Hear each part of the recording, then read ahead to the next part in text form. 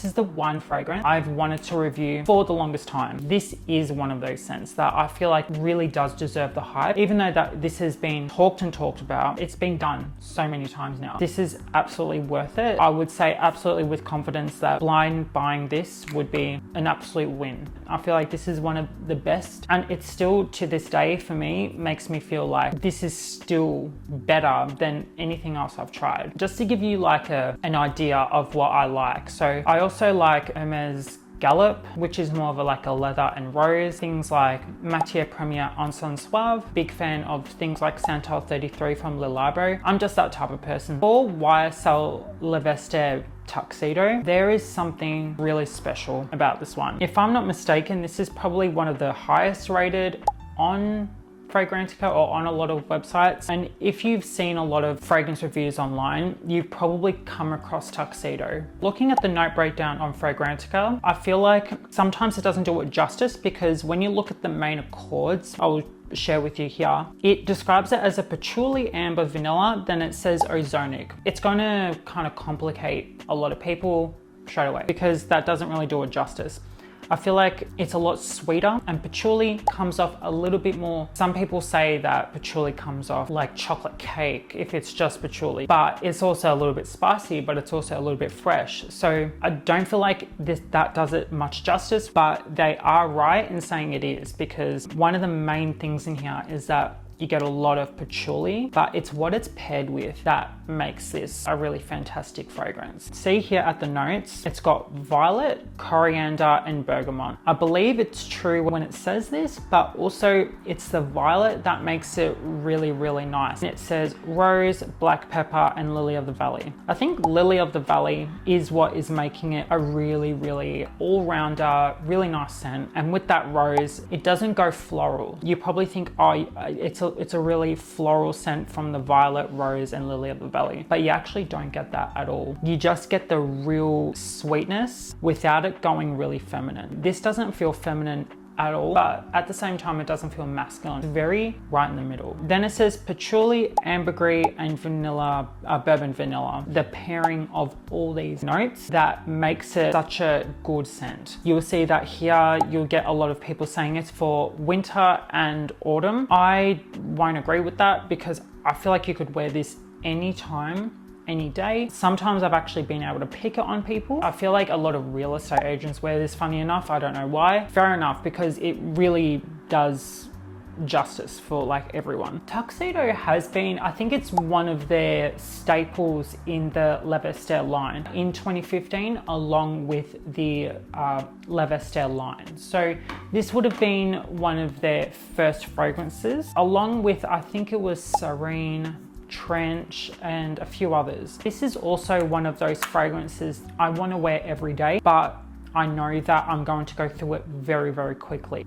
Man, this is so, so good. Because you've got other fragrances that have a rose and patchouli as a main note, think of things like Radical Rose from Matière Première, or from Frederic Malle, you've got Portrait of a Lady, and those types of things are very dominant in your rose and patchouli, but this doesn't smell anything like that.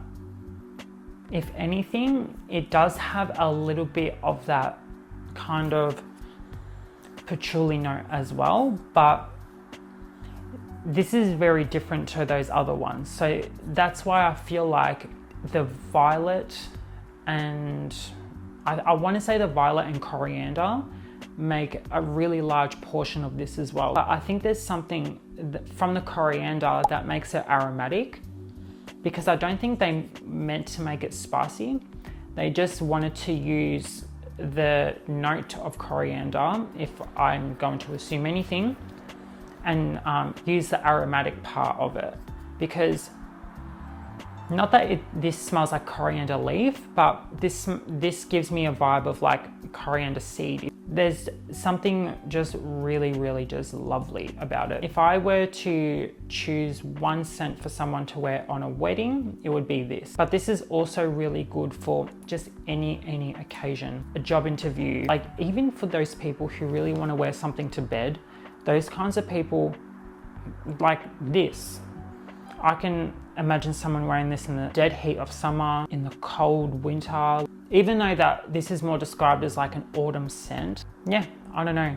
There's something about it that I just feel like they've done so well. But as I said before, they have done this a lot. So when this fragrance came out, I feel like it made a really big, like it opened up something in the fragrance world, because nearly every perfumer wanted to do this scent. And even if you go to the Fragrantica, when you go down to what it's similar to, so you have Moustache, the Tux, Kismet, but these are all meant to be complete dupes of Tuxedo, and you can tell by the look of it and what they're called as well. Like obviously Suits is supposed to be Tuxedo, and all of them do have a very good way of making it pretty much the same, even though they're using different notes in here too. Nearly every single fragrance in here is a dupe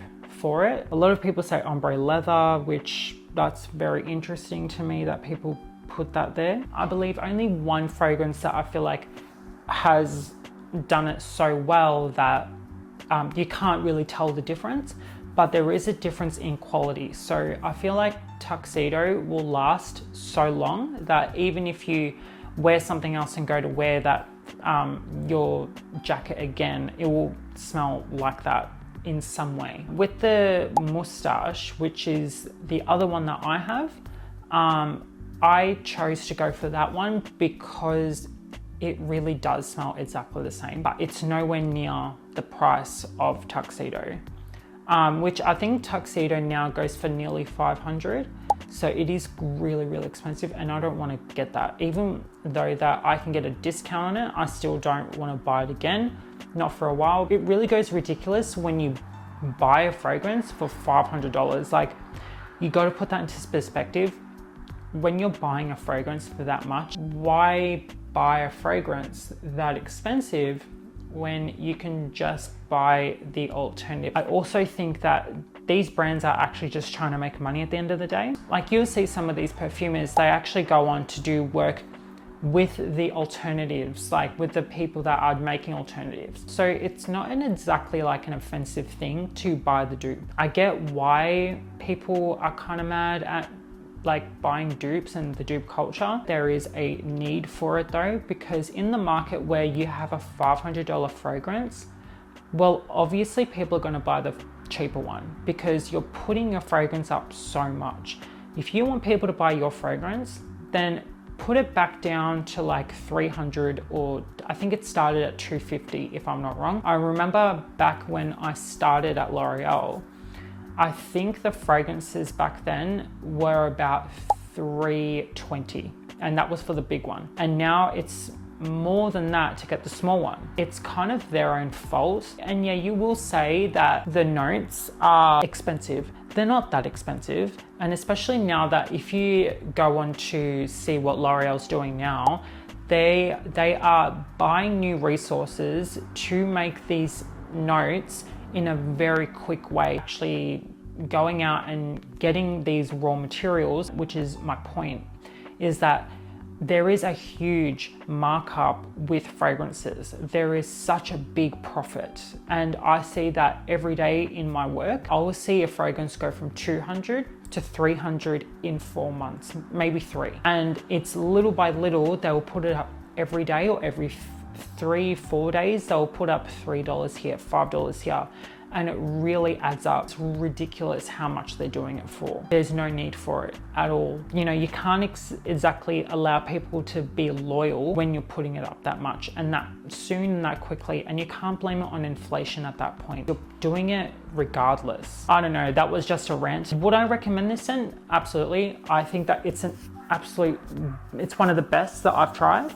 And I think that it's really hard to beat. Most people who have this scent, they don't want to sell it nothing. Like, they don't want to be without it. And I totally agree with that. Like, I will be okay with selling my other fragrances, it's easier to have it than not. It's one of those scents where like, if you just don't know what to wear at the day, you don't know where to go, you don't know what you're doing, and you need something to wear, it's one of those things that you feel very safe wearing as well. Price a bit high, just get, I wouldn't say get the small one, but you'll go through it quick. Alternatives are getting better and better, so you might as well just go for them at this point because they are much more affordable, getting much easier to get, and for the way people like me are using this scent, you might as well just keep buying the alternative. It's kind of like when someone does spaghetti bolognese, right? Like, you're gonna go home and make it yourself, right?